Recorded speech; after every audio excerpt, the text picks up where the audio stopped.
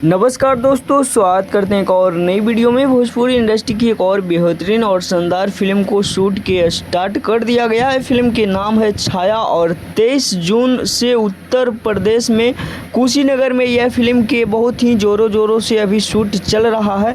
और इस फिल्म के निर्देशक हैं संदीप मिश्रा जी और फिल्म के निर्माता हैं गौरव छावड़ा जी। और फिल्म के स्टार कास्ट में नज़र आने वाले हैं पृथ्वी तिवारी और रक्षा गुप्ता। तो यह फिल्म आप सभी लोग के बीच बहुत ही जल्द शूट हो के रेडी होने वाला है, क्योंकि 23 जून से उत्तर प्रदेश कुशीनगर में बहुत ही ज़ोरों से यह फिल्म को अभी शूट किया जा रहा है। और बहुत ही अच्छी कहानी वाली यह फिल्म हो सकता है।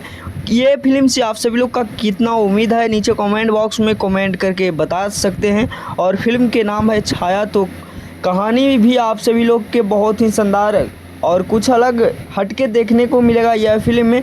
तो दोस्तों, यह फिल्म की अपडेट आप सभी को कैसा लगा, नीचे कमेंट बॉक्स में कमेंट करके ज़रूर बताइएगा। मिलते हैं किसी नेक्स्ट वीडियो में किसी नेक्स्ट खबरें के साथ। बने रहिएगा हमारे चैनल पे ऐसी भोजपुरी खबरें देखने के लिए। धन्यवाद।